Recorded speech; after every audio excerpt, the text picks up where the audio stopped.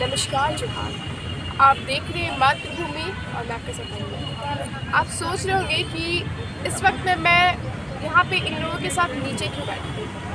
तो जैसा कि मैं आपको बता दूँ, सरकार द्वारा किए गए तमाम वादे से अब सरकार जो है वो मुकर है। जहाँ दूसरी ओर सरकार का 2 वर्ष पूरा हो चुका है, 2 दिन बाद उन्होंने कार्यक्रम भी रखा है। और आप दूसरी ओर देख सकते हैं हमारे पीछे एसडीएम के कर्मियां बैठे हैं जो लगातार 28 दिनों से धरना पे धरना दे रहे हैं, लेकिन इनकी जो मांगे हैं, इनकी जो बातें हैं वो सरकार तक अभी भी नहीं पहुंची। इस वक्त हमारे साथ मौजूद है आशीष जी। आइए इनसे जानने की कोशिश करते हैं जो तमाम वादे सरकार कर चुके हैं और अभी तक एक भी परिणाम बाहर नहीं आया है। तो क्या सरकार राजनीतिक खेल रही है या तमाम वादों के साथ मुकर रही है?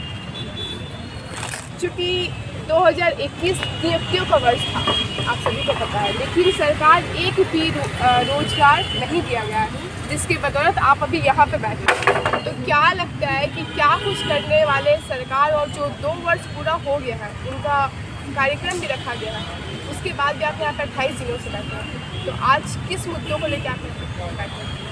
देखिए, मुद्दा हम लोगों का बड़ा स्पष्ट है। एक सूत्री मांग है, हमारा समायोजन हो जाए।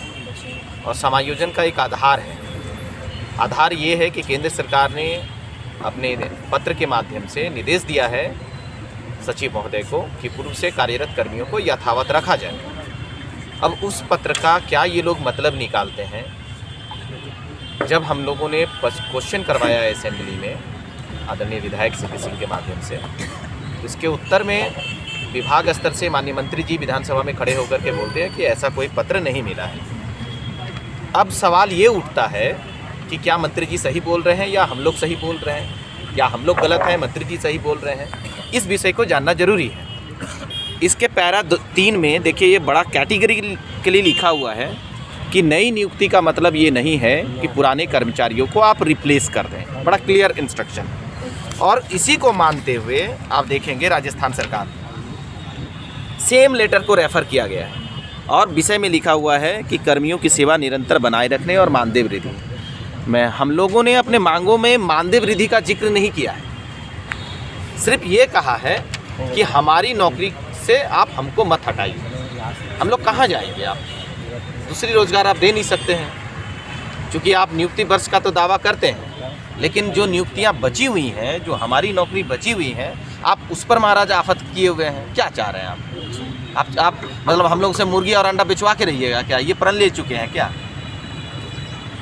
जहां सरकार को बने हुए 2 वर्ष हो गए हैं, अगर रामायण की बात करें तो कुंभकर्ण जो थे वो 6 महीने जागते थे और 6 महीने सोते थे, लेकिन अपना काम पूरा करके सोते थे।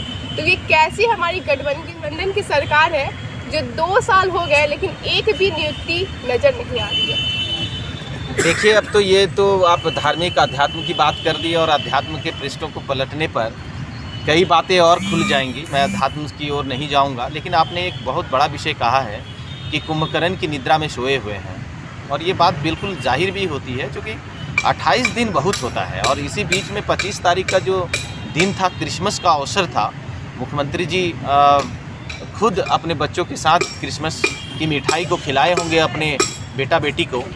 और हम लोग, उनके जो कर्मी हैं जिनके वोट से वो आज मुख्यमंत्री बने हैं, हम लोग अपने बच्चों के साथ क्रिसमस का त्यौहार नहीं बना पाए। उन्होंने एक ऐसा नीति निर्धारण कर दिया। तो आपके चैनल के माध्यम से माननीय मुख्यमंत्री जी को, माननीय मंत्री जी से आग्रह होगा कि हमारा मांग कहीं से भी नाजायज़ नहीं है, मेरा मांग जायज़ है।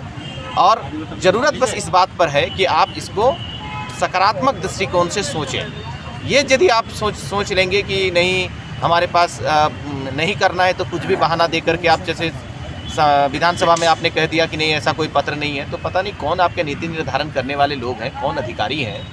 ऐसे लोगों को तो आपको सोचना चाहिए। इनको हटा करके, मुझे लगता है कि इसको तुरंत हटा करके आपको बढ़िया अधिकारी को लेकर के आना चाहिए। ऐसे उलझुल प्रश्न और प्रश्नावली आपसे विधानसभा जैसे संस्थानों में बुलवा देते हैं। तो एक बार विचार करना चाहिए, पुनर्विचार कीजिए आप इस पर, और आप आइए हमारे धरना स्थल पर। आपका स्वागत है और हमारी जो मांग है, इस मांग को आप मानिए, ताकि हम लोग भी खुशी खुशी नए साल का जो मौका होता है अपने परिवार के साथ खुशियाँ बांटने का, उस खुशियों को बांट सकें।